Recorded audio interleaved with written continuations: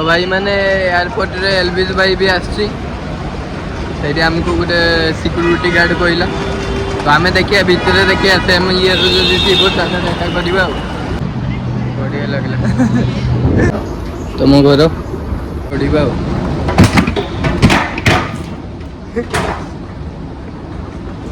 बैगटा पड़गला 25 आम ये खाऊ मिक्स फ्राइड राइस आ सब प्राय तो क्लोज हो गलानी। स्वागत तो करो हमारा। Hello guys, welcome back to another new video of brand for rent.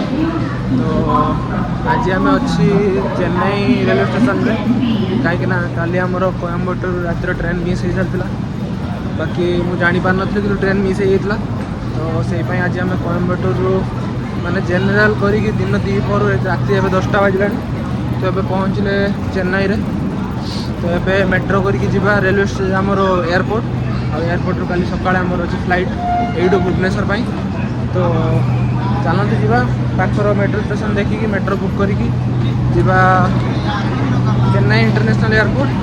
तो मो सहित अच्छी संजू पचर आसी पूरा थकीगलानी जनरल आसिक पूरा छिड़ा माने हालत खराब हो गला पूरा 9 घंटा जनरल आसिक कर लगे बढ़िया लगला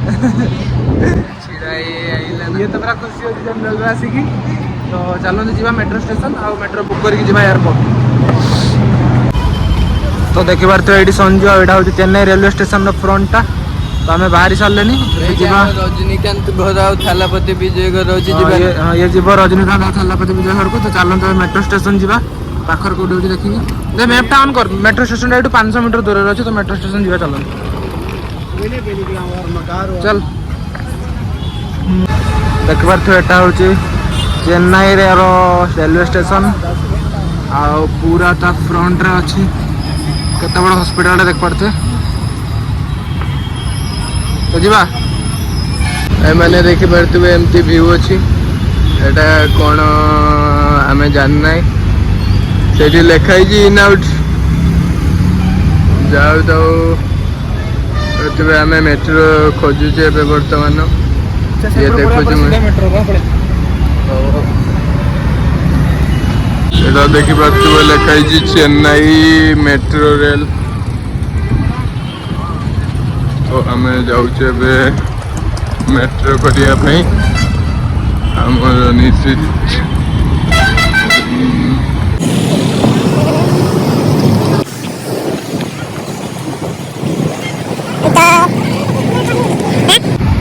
आगे एमएमसी अच्छी तो जी भी आम ओडिया भाई माने रोचंती कमेंट करके जनाओ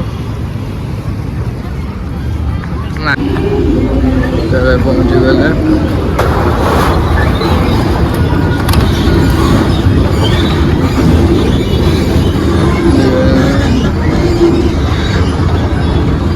तो एमती अच्छी या भितर को आसवा ये जीव आउ थे तौक जीव थे चढ़ी आइले आउ गोटे तौक जा तुम घर ब्रह्मपुर ना डायरेक्ट जाऊँ मंगलम डायरेक्ट जाऊँ आम तो एयरपोर्ट जो जन लाइन दे छिड़ा ऑनलाइन हो पारा सेटा भी फोटोटा भी दिया बेटा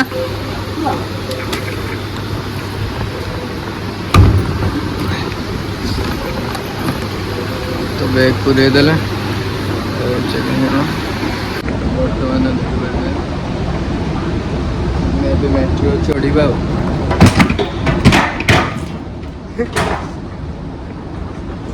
बैगटा पड़गला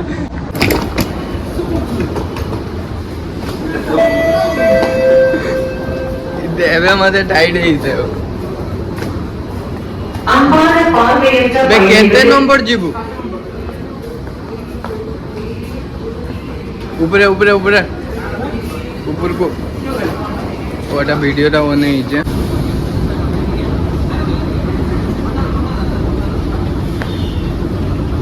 देखते एयरपोर्ट आसो 5 मिनट भर छाड़ ଦୁଇଟା ଟିକଟ ନେଲା 40 ସବୁ ଜାଗାରେ ମେଟ୍ରୋ ଗୁଡ଼ା ଉପରେ ଚାଲେ, ଏଠି ଚେନ୍ନାଇର ତଳେ ଚାଲିଛି ଆଉ।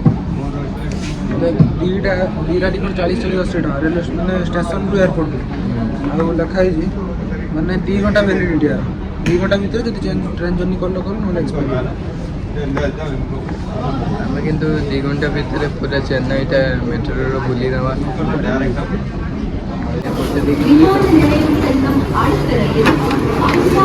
ତାପରେ ମେଟ୍ରୋ ଭିତରକୁ ଏଣ୍ଟ୍ରି କଲେ ବଗିକୁ ପଳଉଥିଲା ଲେଡ଼ିଜ୍ ବଗିକୁ ପଳଉଥିଲା।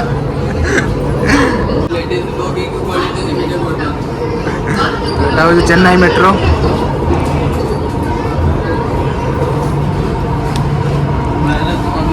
ତ ଏଇଟା ଡାଇରେକ୍ଟ ଯିବ ଏୟାରପୋର୍ଟ। ଡାଇରେକ୍ଟ ଏୟାରପୋର୍ଟ ପହଞ୍ଚିକି ଦେଖା ହେବ ଆଉ। ଖୋଲିଲେ ତ ଖୋଲ।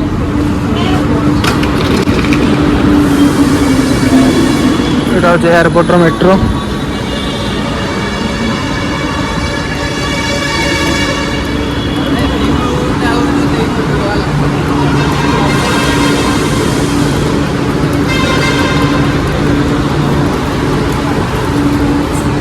ତ ଆମେ ଏୟାରପୋର୍ଟ ପହଞ୍ଚି ଯାଇଛେ ଏବେ। ଚାଲନ୍ତୁ ଯିବା। ଖିଆ ପିଆ କିଛି ହେଇନି, ଖାଇବା ଆଗେ ଦେଖିବା କେଉଁଠି କ'ଣ ଅଛି। ପହଞ୍ଚି ତ ସାରିଛେ। ତ ମେଟ୍ରୋରୁ ବାହାରିବେ, ଏମିତି କ୍ୟାଣ୍ଟିନ୍ଟା ଅଛି, ଏଠି ଆରାମସେ ବସିକି ଖାଇପାରିବେ। ଚାଲନ୍ତୁ ଆମେ ବି ଖିଆ ପିଆ ସାରିବା, ତାପରେ ଭିଡ଼ିଓଟା କଣ୍ଟିନ୍ୟୁ କରିବା। ଦେଖିପାରୁଥିବେ ଏଠି ସାମ୍ନାରେ ଟର୍ମିନାଲ୍ ଅଛି ସବୁ। ଆମେ ଖାଇକି ଟିକେଟ୍ ଚେକ୍ କରିବା କେତେ ନମ୍ବର ଟର୍ମିନାଲ୍ରେ ଆମର ଅଛି, ତାପରେ ଯିବା ଆଉ। ତ ଦେଖିପାରୁଥିବେ ଏବେ ହେଲାନି ରାତି 12:25। ଆଉ ଆମେ ଏଇଠି ଖାଉଛେ ମିକ୍ସ ଫ୍ରାଏ ରାଇସ୍। ଆଉ ସବୁ ପ୍ରାୟତଃ କ୍ଲୋଜ୍ ହେଇଗଲାଣି। ଦେଖିପାରୁଥିବେ ମାନେ ସବୁ ମାନେ ଗୁଚ୍ଛା ହେଇଗଲାଣି, ପ୍ରାୟତଃ ସବୁ କ୍ଲୋଜ୍। ମାନେ ଆଉ କିଏ ଖାଇବା ସର୍ଭ କରୁନାହାନ୍ତି। ବାକି ମିଳିଗଲା ଗୋଟେ ମିକ୍ସ ଫ୍ରାଏ ରାଇସ୍, ତ ଖାଇବା ଆଉ ଖାଉଛେ ଆଉ। ଏବେ ଆମେ ଖାଇସାରିକି ଯିବା। ଆମର 1 ନମ୍ବର ଟର୍ମିନାଲ୍ ଅଛି। ଆମ ପାଖରେ ବହୁତ ଟାଇମ୍ ଅଛି, କାହିଁକିନା ଏବେ ହେଲା 12ଟା 12:30। ଆମର ଅଛି କାଲି ପ୍ଲେନ୍ ସକାଳେ 6ଟା 2ଟା।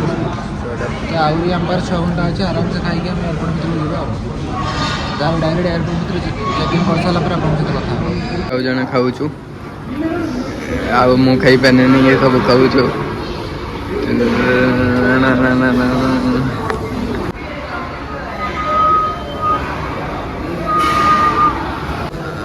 ଦେଖିପାରୁଥିବ ଏଇଟା ହେଉଛି ରାସ୍ତା।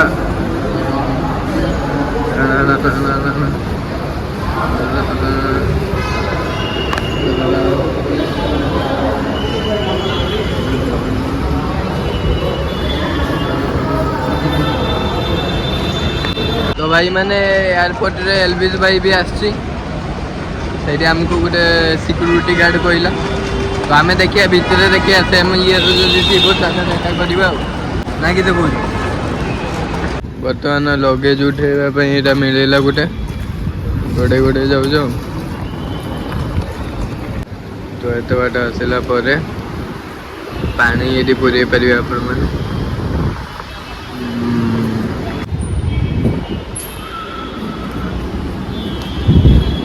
ଦେଖିବାର ତ ଆମ ଲଗେଜ୍ ସେ ପଚାରିବା ପାଇଁ ଯାଇଛି ଟର୍ମିନାଲ୍ 1।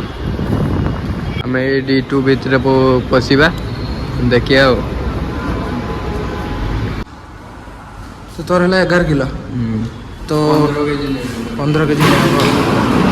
ତ ଯେଉଁମାନେ ବି ଫ୍ଲାଇଟ୍ରେ ଟ୍ରାଭେଲ୍ କରୁଛ, ଗୋଟେ ଜିନିଷ ମନେ ରଖିଥିବ, ତୁମର ହ୍ୟାଣ୍ଡ ଲଗେଜ୍ ରହିବ 7 କିଲୋ। ଆଉ ତୁମେ ଲଗେଜ୍ କାଉଣ୍ଟରର 15 କିଲୋ ତୁମର ଲଗେଜ୍ ଦେଇପାରିବ, ଜଣକାର 15 କିଲୋ। ଆଉ ତୁମର ହାତରେ 7 କିଲୋ ନେଇକି ଯାଇପାରିବ। ଆଉ ଅରିଜିନାଲ୍ ଆଧାର କାର୍ଡ଼ଟା ନିହାତି କମ୍ପଲସରି, କାହିଁକିନା ଯେହେତୁ ସଞ୍ଜୁ ଆଣିନଥିଲା ତା ଆଧାର କାର୍ଡ଼। ଆମେ ଯେହେତୁ ଟ୍ରେନ୍ଟା ମିସ୍ କରିଯାଇଥିଲେ ବୋଲି କୁହାକି ବହୁତ ଇଏ କଲା ପରେ ସେ ଛାଡ଼ିଲା। ଯେହେତୁ ଆମର ମାନେ 2ଟା ସାଙ୍ଗର ଟିକେଟ୍ ହେଇଥିଲା, ସେଇଟା ଦେଖିକି ଛାଡ଼ିଦେଲେ। କିନ୍ତୁ ଏମିତି ବହୁତ ପ୍ରୋବ୍ଲେମ୍ ହେବ ବିନା ଆଧାର କାର୍ଡ଼ ନେଇକି ଆସିଲେ। ତ ଯେଉଁମାନେ ବି ଫ୍ଲାଇଟ୍ ଟିକେଟ୍ କରୁଛନ୍ତି, ଆଧାର କାର୍ଡ଼ଟା ମୋଷ୍ଟ ରଖିଥିବେ। ଆଉ ନିଜର ଲଗେଜ୍ ମତଲବ ଯେଉଁଟା ତୁମର ବଡ଼ ଲଗେଜ୍ ଥିବ, ସେଇଟା ନିହାତି 15 କିଲୋ ଭିତରେ ହେବା ଦରକାର। ଆଉ ହ୍ୟାଣ୍ଡ ଲଗେଜ୍ ହେଉଛି 7 କିଲୋ।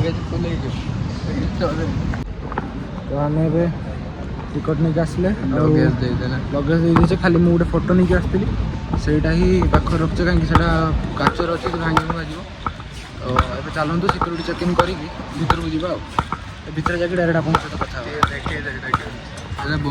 ଏବେ ମୁଁ ଆପଣଙ୍କୁ ଏୟାରପୋର୍ଟଟା କେମିତି କ'ଣ ଦେଖେଇଦେବି, ପୁରା ଦେଖନ୍ତୁ। ତାପରେ ସିକ୍ୟୁରିଟି ଚେକିଂ କରିକି ଭିତରକୁ ଯିବା। ଏଇଟା ଚେନ୍ନାଇ ଏୟାରପୋର୍ଟ ଟର୍ମିନାଲ 1।